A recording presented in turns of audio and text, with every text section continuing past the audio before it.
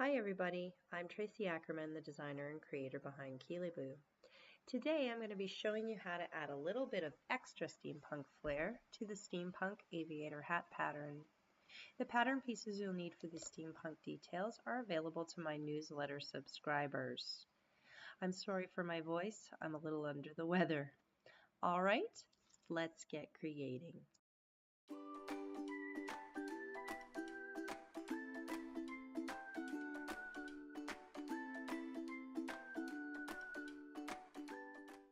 Let's talk about supplies. The first thing you're going to need is the pattern.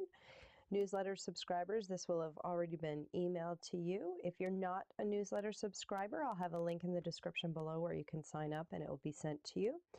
There's the pattern that you can print off if you're going to be cutting your pieces by hand. I've also included the SVG files, so if you have an electronic die cutter that's able to cut EVA foam, or you have a laser cutter like I do, you can use those SVG files to cut your pieces out. You're going to need a piece of 2mm foam. It doesn't really matter what color because we're going to be painting it black. I will be starting with a black piece. I just didn't have a nice piece to put on camera. I just find it easier to paint black over the black already, but if you only have gray or pink or orange, that's not going to matter. This is the 2mm size foam, and you don't need very much, less than about 5 inches by maybe 3 inches in total if you're doing the 18-inch size, and a little bit less if you're doing the A Girl for All Time size. You're going to need a hat, 2 steampunks. So this is the 18-inch size, and this is the A Girl for All Time size. So whichever one you're doing, just make sure that you are using the correct pattern pieces. They are marked. Okay, I'm going to show you 3 different ways to do the decorations. So the easiest is to find some tiny iron-on studs or hot fix studs that have the look you're going for. These ones are little gold ones that I found at Walmart, I believe, but I'm not going to be hot fixing them. I am going to be gluing them on with Loctite glue. I love this stuff. I find it works really well, and it's the gel, ultra gel one, so it doesn't run out. It's kind of thick and it's easy to control where you put the glue. The second method that I'm going to show you is using a leather punch set to punch some detail pieces out. If you have a craft punch that works, you can try that too. I've tried using my Crocodile, but I find it doesn't work very well. So I got this leather punch set, and it's got a variety of sizes. I'm probably going to be using one of the smaller ones here to punch the little detail circles that we're going to put around our big rings, and I may use one of these to punch out a centerpiece to go in the middle. Lastly, I'm going to show you a method to make rivets using hot glue. This is a silicone baking mat that I only use for crafting, not for baking. Don't use your baking mats for this. And my high temp glue gun with a multi-temp glue stick. My friend Ben Eady did a video recently on making rivets using hot glue, and it's a great idea. You just put them down and peel them off the silicone. So I'll show you how to do that in case you don't want to punch foam and you can't find any little iron-on studs. You're going to need some paint. This is just regular craft acrylic paint. So you're going to want a black as your base, and then you can either use Rub and Buff to make your pieces look like they're made of metal, or if you don't have Rub and Buff or you don't want to get any, you can use metallic craft paint to simulate the look of metal as well. And of course you're going to need a paintbrush, and the Rub and Buff you can either put on with a cheap paintbrush that you don't mind ruining because you won't be able to use paint with it afterwards, or a Q-tip, or you can use your fingers. It's just a little bit messy. The first thing that you're going to need to do is to cut out your pattern pieces. Even if you are cutting your foam pieces out with an electronic die cutter or a laser cutter, you're still going to need to cut this outer ring and punch the holes out of it. If you're not cutting your foam with a laser cutter or an electronic die cutter, you're going to want to put your pieces onto your foam, trace around them with a pen, and then carefully cut them out with a pair of sharp scissors. Make sure you keep your scissor blades perpendicular to the foam when you're cutting, just so you don't get any beveled edges and you get nice straight cuts. Once you've got everything cut out, you're going to want to use your pattern piece to mark your rivet placement on your outer rings. I'm just going to use a chalk pen to do that because it's a nice light color and it shows up very easily. So go ahead and mark those, and then we're going to go through the different methods that you can use to do the rivets. If you are going to be using these nail heads, don't mark your rivet placement yet because you're going to want to paint your pieces before you put these on. But if you're going to be using either the hot glue rivets or making them out of foam, then mark your pieces now. Okay, so I'm going to be punching out some rivets out of my 2mm foam with my leather punch. I'm using the 5/32 size, and you just need to make sure you've got your punch straight up and down.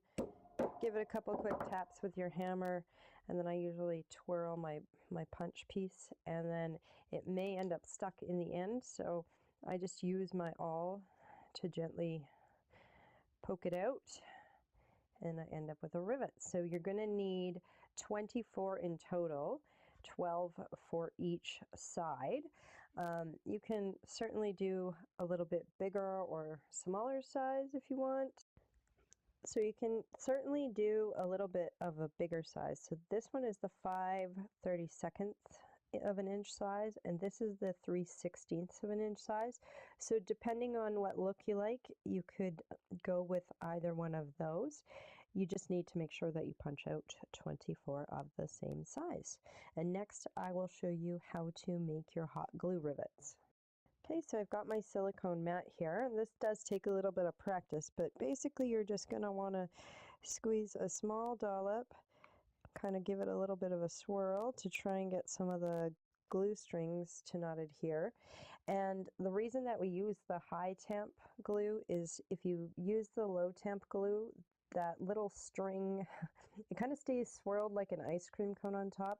With the high temp glue, because it's so hot, it will just sort of sink back into itself and form a nice rounded shape. The trick is that you want to try and make them relatively the same size, which can be a little bit tricky. But if you just keep at it, see, that one wasn't so good. I just kind of smushed it. But if you just kind of keep at it, you should be able to get a few that are relatively the same size. It's just going to take some practice. This is the most time-consuming method of making the rivets, but if you don't have any other options, it is a good one. I've also seen people make them with epoxy glue and a match head, and they just mix up the epoxy glue and they dot little mounds on where they want the rivets to be. So that's another method for you. Then you have to leave these to set up. They will go cloudy once they're completely hardened, and then they'll peel right off the silicone, and you can just stick them on as you would the foam bits or the nail heads. So once you have all of your little foam rivets punched or your hot glue rivets made, the next step is that you need to glue them onto your rings. I find it easiest to just put a dot of glue at the spot that I want the rivet to go rather than trying to put it on the back of the rivet. And you may find that it's easiest to use tweezers to do this step. So don't be afraid to break those out if you find that easier to pick the little pieces up. So just place a dot of glue at all of the marks that you made on this ring. Glue down your rivets, be they hot glue or foam, If you are using the nail heads, do not glue them on until after we have painted these rings. I decided that I wanted to give a little bit more dimension to these middle circles that are going to sit inside the outer rings. So I cut these little circles to go on top of them. So I'm going to glue those in place so it'll sit like that. I used a 5/16 of an inch punch for the A Girl for All Time size and a 3/8 inch punch to make the ones for the 18-inch dolls. So I'm going to go ahead and glue those in place with my Loctite, just like I did all these little rivets. I'm going to let everything set for about 15 minutes to make sure that it's good and adhered, and then I'm going to come back and paint everything black. All right, I've given my rivets time to set up and my middle pieces, so now I'm going to paint everything black. You'll notice I have my A Girl for All Time rings here that don't have any rivets on them yet because I'm going to be using the nail heads on this one. And I'm just painting on top of my silicone mat because the paint will just wipe right off of it. And I don't need to worry about making a mess. Again, this silicone mat is only used for crafting. I don't use it for baking. Do not use your baking mats for this endeavor. Give it at least one good coat of paint, and when you're painting these ones with the rivets, just make sure you get your brush in and around everywhere. You also want to hit the sides of all your pieces to make sure that everything is covered. That's just gonna help seal up your foam and make it easier to apply either the rub and buff or your metallic paint.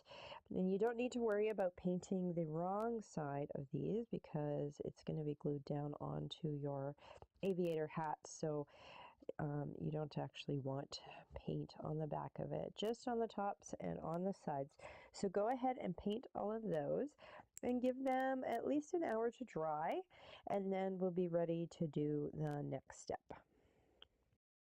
Now that my paint is dry, the very first thing that I'm going to do is to mark the rivet placement on these rings that I'm using the metal hot fix studs on, and I'm going to glue those in place. Okay. Oops, I missed one.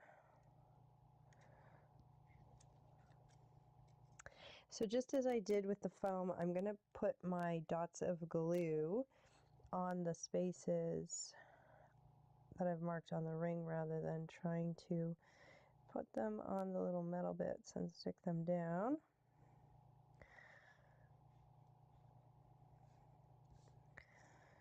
And I am going to be using tweezers to put these little ones on because I have a hard time picking them up with my fingers and getting them where I want them. So I find the tweezers very helpful.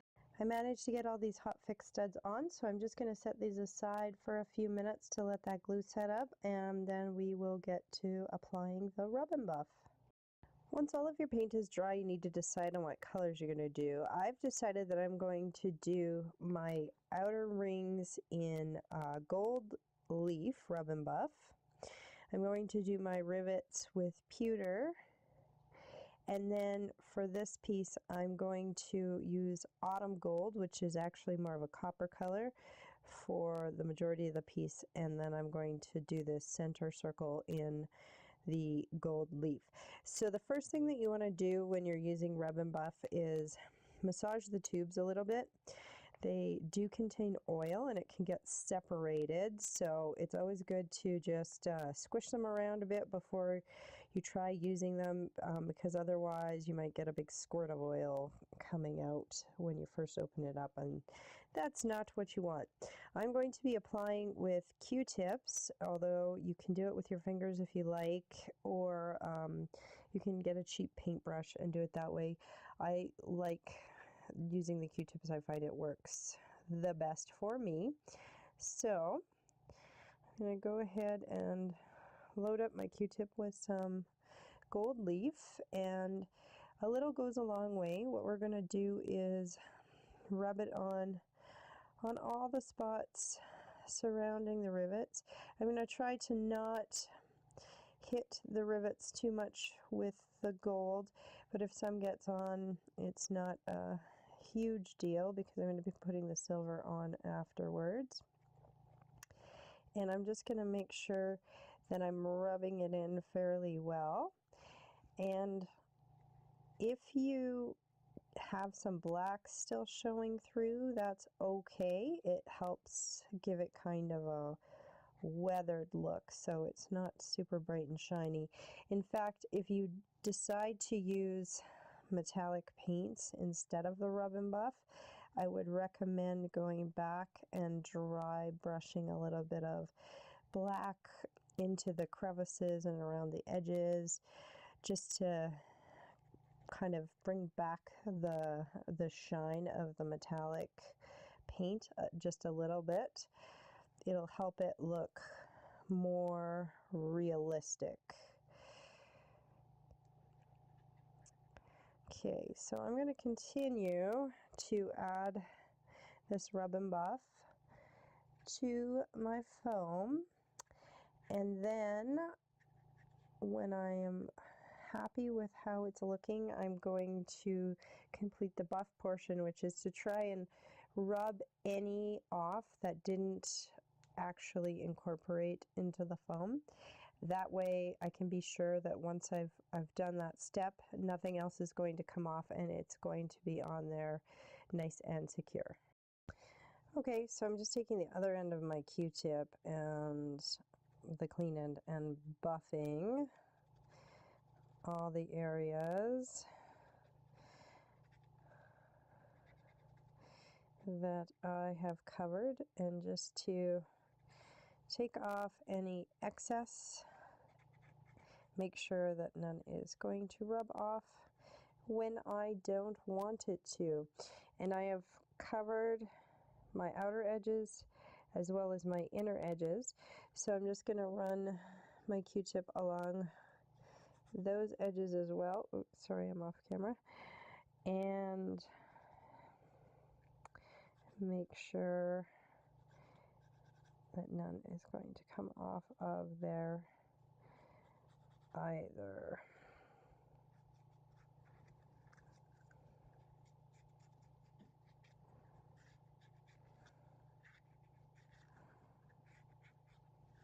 Okay, and now I'm going to move on to my next color, my autumn gold. Actually noticed that the tube I had out before, the lid was cracked, and so it had dried out, but luckily I had another one. So when you get them, they've got a seal, and you just need to take the top part of the cap and pop them open. Okay, so as you can see, it really is more of a copper color than a gold. Just get some on there, and I'm gonna start coloring my little rivets. Oops, I think I said I was going to do these pewter originally. Whoopsie. That's okay.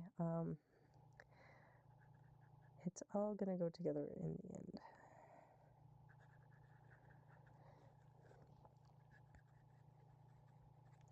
So same thing I did with the ring. I'm just going ahead, hitting the tops of these rivets to get them copper colored. It will cover up any gold that I might have gotten on the tops of these rivets. And once again, I'm not too worried about any of the black showing through. I like that sort of weathered look. If you don't like that, you may want to get a small cheap paintbrush so you can go around the sides with that.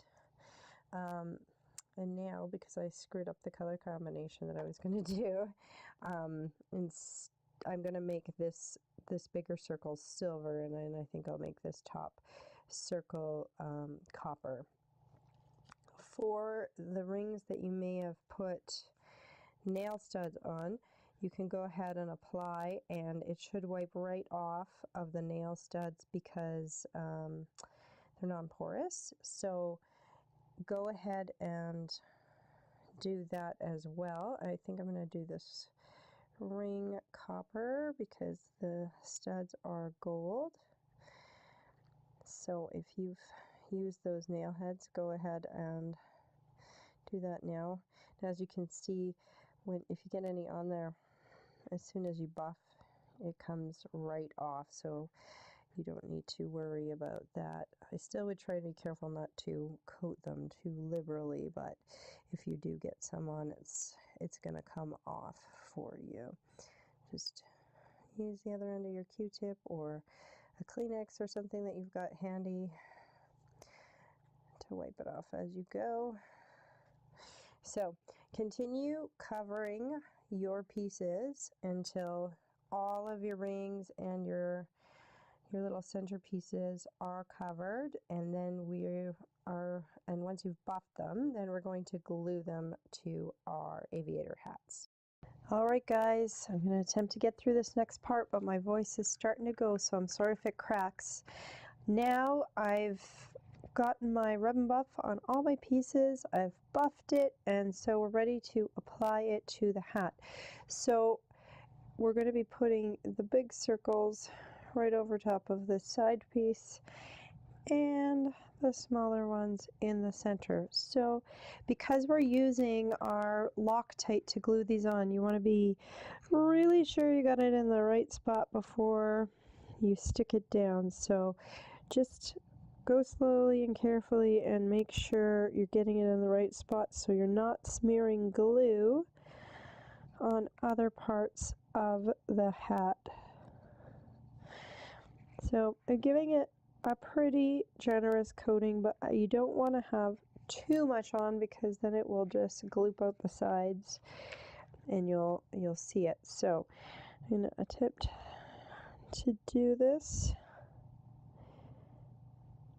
Just line it up, and I'm going to put one hand inside the hat and one over top and just press to make sure this attaches really firmly, and just hold it for a couple seconds to give the glue a chance to grab. This glue sets up pretty quickly, so I'm just gonna give it one more quick press all over, and I can already feel that it's adhering. So once I let this set up for another 15 minutes or so, it will be on there good and tight. Probably even less time than that, but I'm just going to give it lots of time to set up and not play around with it. Oops. Okay, so I've got glue on my middle piece, and this one's a bit trickier because you want to get it centered, so just take your time, eyeball it, and again pressing from the inside on the outside just to make sure that that adheres really well. So this is the 18-inch size that I've done here, and we're also going to do a girl for all time size. So I've got these rings also ready to go. That's what they look like. As I said, the rub and buff does come right off these metal studs, so you don't need to worry about getting it on when you're applying. And same as we did with the 18-inch ones, I'm just going to give this outer ring a generous coating of glue, but I'm not going to put too much on because I don't want it to slop out the sides. Just going to make sure it's nice and coated. And press that in place from both sides.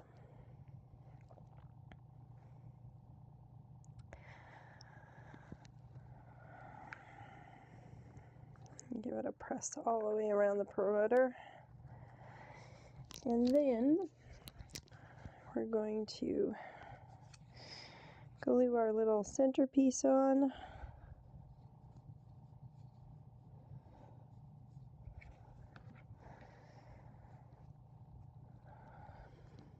And press that into place as well.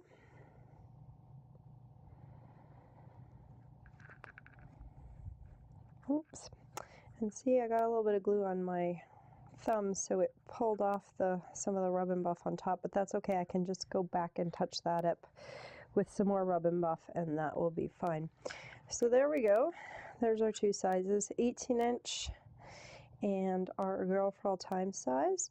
So you just go ahead and do the same thing to the other side, apply the other pieces, and then I would just let it set for about 15 minutes before you try and put it on a doll or anything like that, and you're good to go. I hope you enjoyed learning how to add these steampunk details to our aviator hats today. If you liked the video, please give it a thumbs up and share it with your friends. If you're not already subscribed, please do so and hit the notification bell so you'll always know when I post new content. I recently posted a video on how to make steampunk goggles for your dolls. You might want to check that out and keep your eyes peeled for some more steampunk tutorials coming up in the future. The Steampunk Aviator hat is available for 18-inch dolls as of today, and the pattern for the A Girl for All Time dolls will be coming soon. Thanks for watching, everybody. We'll see you next time.